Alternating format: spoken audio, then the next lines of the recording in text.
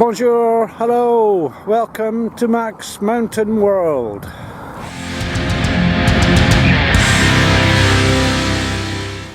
Bonjour, hello. Today I'm going to do a review of a car that I've hired. I've done a previous video on how to hire a luxury car, and now I'm going to do the review of it. The car is an Audi A4.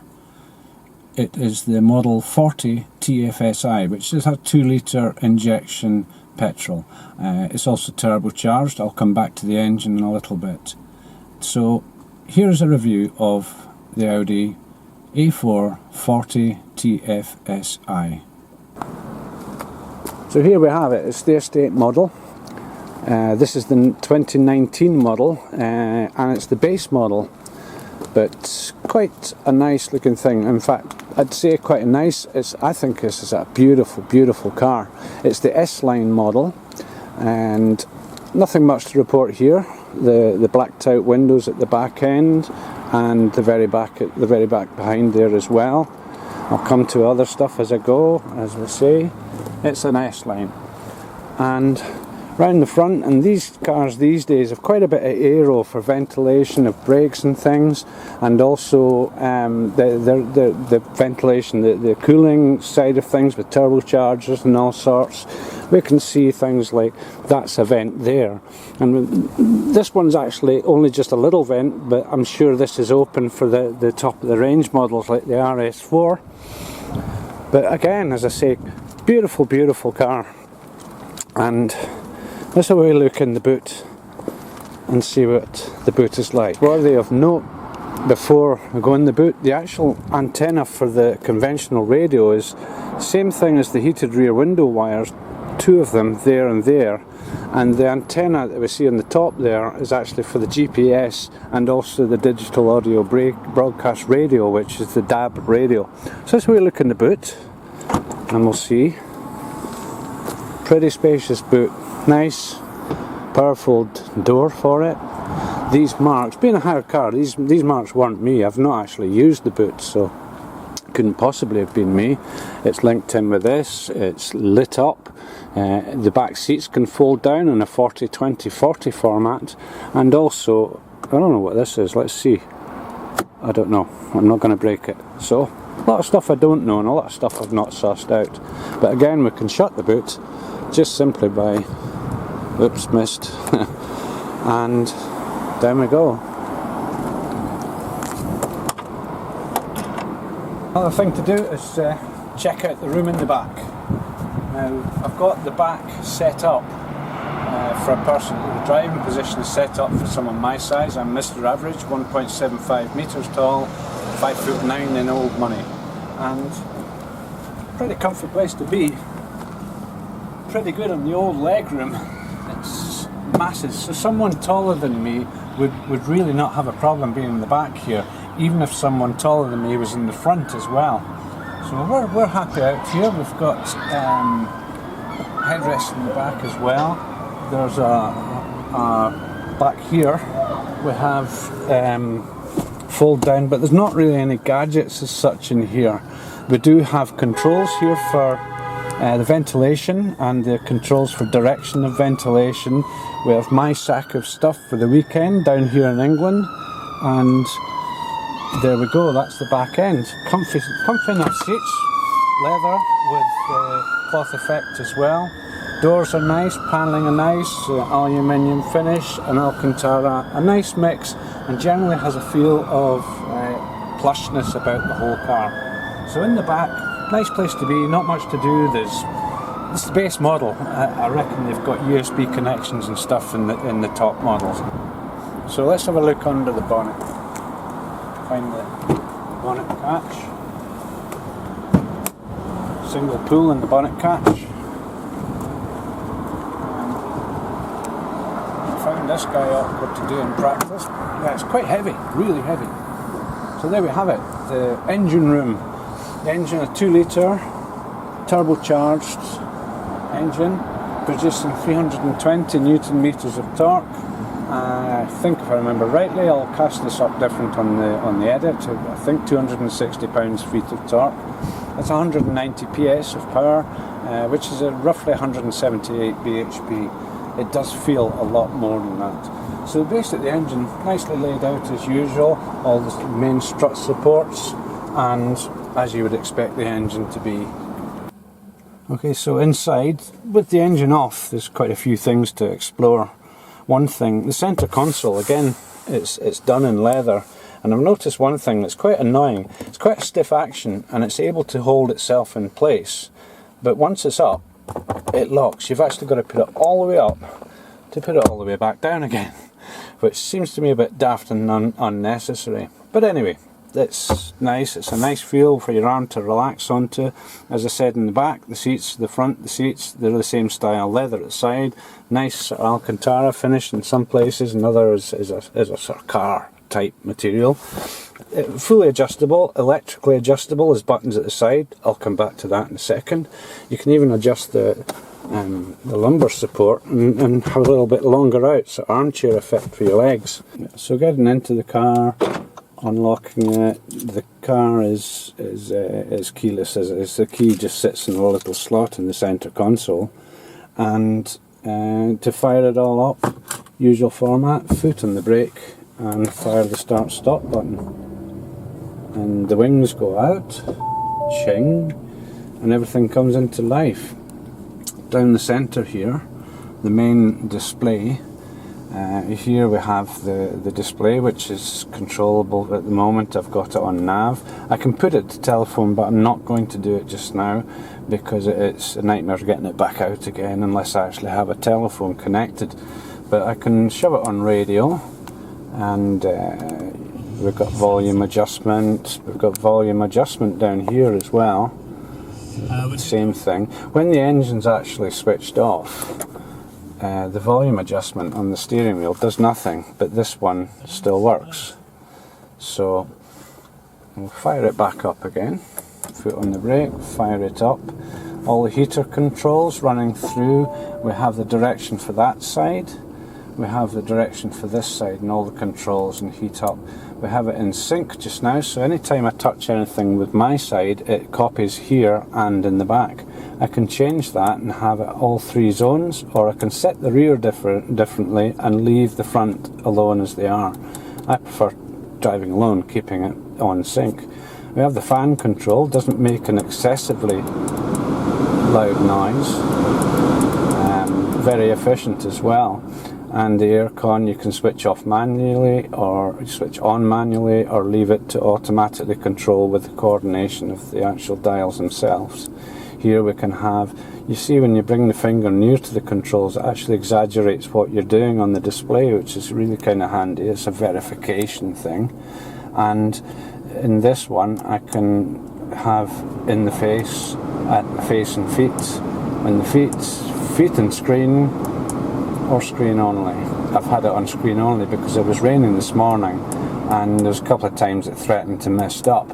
When it did, what it did was, you hit this button, it puts the whole thing on maximum demist, defrost, makes a hell of a racket, but in seconds, in the space of 5 or 10 seconds, everything was clear. So hitting that back off, it immediately returns back to as you had it set before, and the customary heated rear window button as well, which again is timed. It goes off after it's done its job, after a minute or so. Here we have the control for this display here, which is the telephone. Again, I can put it onto the nav, I can put it onto radio as I showed before, or I can plug in stuff, and I can have this by Bluetooth, by direct wire connection, by Wi-Fi, whatever. It all works. No need to go into all that detail. Again, the main gear stick, at the moment the park light is on, but I can press this, run it into gear, and from the option there I have the drive or sport automatic, which is across the side there. The display I'll go into in a minute. The display is up on the dashboard to show which it is, and a lot of information on the dashboard, which I'll come to in a minute. The switch is off or on. The automatic parking brake, basically when you stop, it'll shut down automatic parking brake.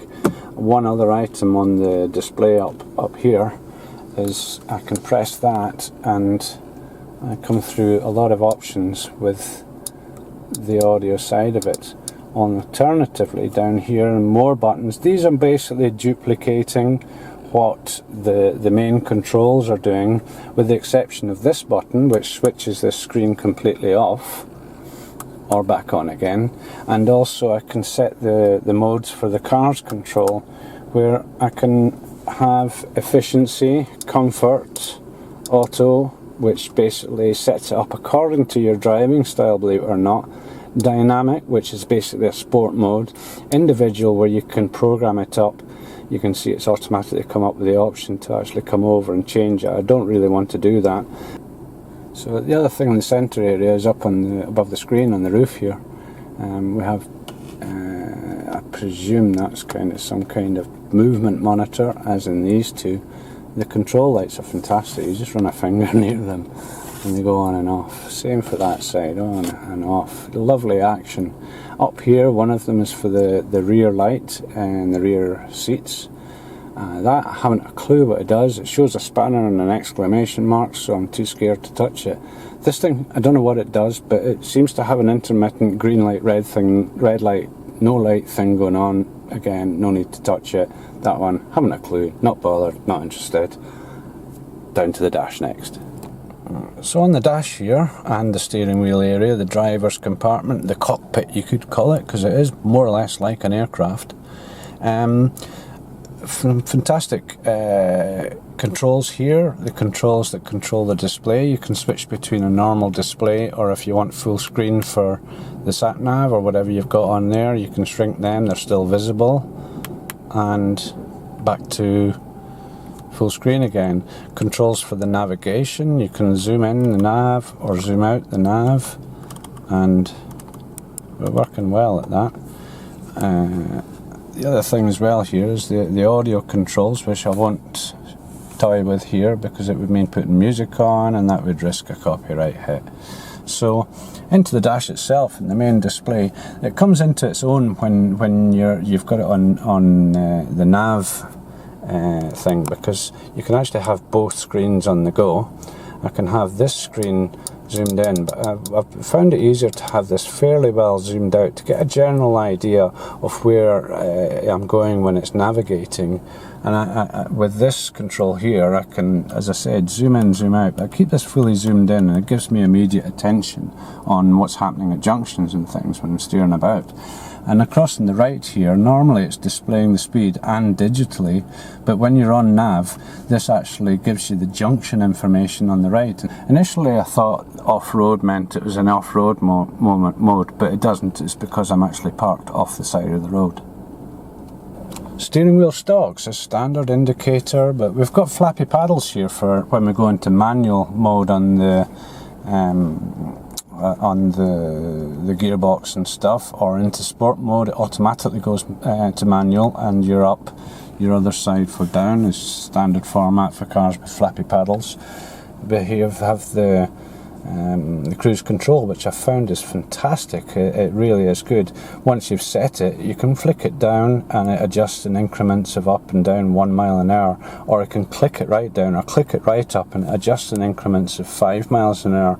I'll come back to that when I'm actually driving the car. Full adjustment of the steering, in and out, up and down, and very easy to get a very comfortable place. And of course the steering wheel is it's leather. It's a beautiful feel to the steering wheel, highlighted by the fact that it is S-line. Across the right here, the wiper control. I've not actually touched it since I set it to auto, because it just comes on automatically when it rains, or you get a couple of spots of rain, and it just clears it. So down here we have the lights. Again, I've set it to auto. It does it all itself. Very easy to get lazy, and it works so well that you wonder why they've even got a control on it. So down in the door we have the adjustment for the mirrors, or you can tuck the mirrors away, and the standard controls for the windows, where you can actually isolate off for children at the back. You can isolate stop the back ones from working. The boot control down here, which you actually have to double click just in case you hit it by accident. Down the sides of the seats, I'll just open the door here, is where you see the lumbar support control, electric. This looks like it's manual, but it's not. the recline is actually electric. It's just, it looks like the old style stuff. The driver's side has this extended armchair support type thing, and the seat has control for up and down. It has the complete seat tilt, or forward backward as standard. The only thing that's manual is forward backward as standard. I just wonder why they have that. It's like they've taken stuff out of the car just because it's the bottom of the range model and reserved it for other models further up the range. I don't understand this. There's a few blanks here, like 1, 2, 3. I take it they would these would actually be for a sunroof if it had one, but you know, they could have filled it in with something else or made these buttons wider. This is a car that retails at £37,000, £38,000, about €40,000. Why the hell can't they just do something like that for a few extra quid? So the cup holder's quite good, but I found that the smaller size of Red Bull can that I drove down from Scotland with, they rattle annoyingly. And one other thing that I came across as well on the trip down was that when you drop the window down to there, which I like driving around with, it's an extra window. And if this was a car with a smoker in it, I'm a smoker, as you know if you've watched my videos, but I don't smoke in this car. I have respect for that. And the thing is, when it's raining and you got the window at that, all over here gets absolutely soaking. Water everywhere down here, all over the controls, all over these buttons and stuff. And I've actually found myself pulling an old hand towel out, so when it rains and I've got the window open, I'm actually driving like that.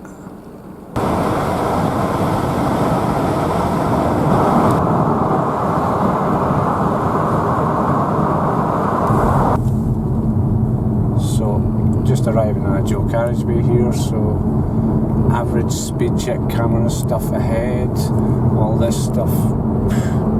Speed limit 50, need to clip into a space. 50. It's quick, so I'm just going to go straight ahead here, and again 40, the speed limit's restricted. Very easy to drive the car to speed limits. It's not one where take your mind off it and the thing drifts up to silly speed and license diminishing speeds and things like that. It's very easy to control. I'm hardly needing to pay too much attention to keeping it at 40 just now. The speedo, again, it's got the digital guidance as well, so whatever speed is indicated analog, it's also verified in the digital readout as well. A few spots of rain there, and the wipers just do a quick sweep. I mean, spots of rain, these are tiny, you can hardly see them, but again, just a little bit of mist coming in, and these wipers are picking up. Well, it's actually stopped now. Don't know if this is a Murphy's Law or a videographer's misdemeanor law or whatever, but yeah, I didn't touch anything.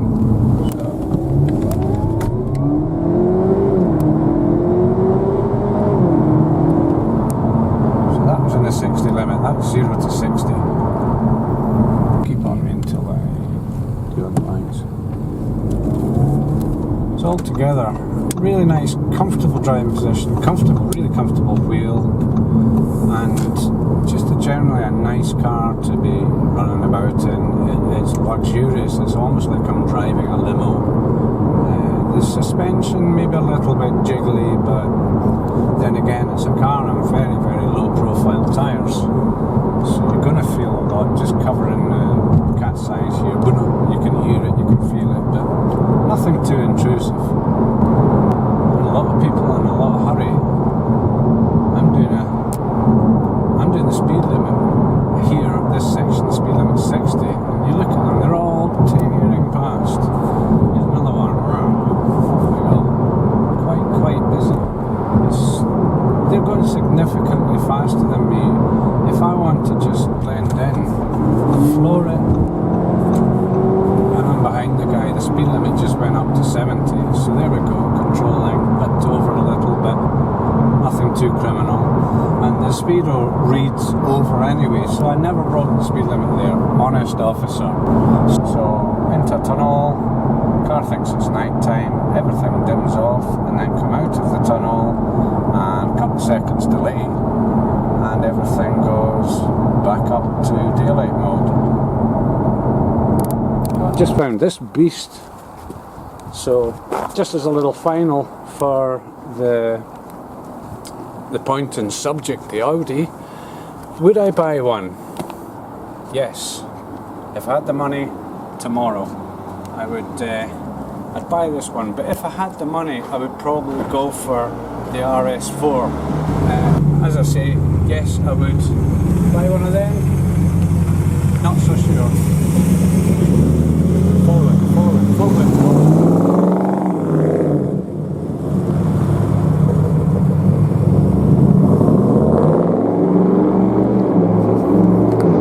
Oh well, timing was good in that one. So back to me again, and thanks to my accomplice, my partner in crime, very good friend for many, many years, and I've known Alex's family for many, many years. Alex, thank you very much for that. You're welcome. Catch you again soon. So here we have 2 litres and just short of 200 brake horsepower.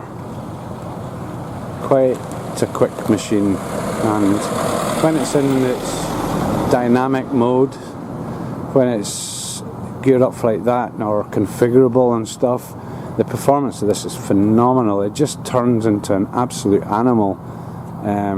Again, I can hear rumbles, but it's back again. And there we have 4 litres and 400 brake horsepower. What a weapon. I reckon that thing climbs trees. Wow.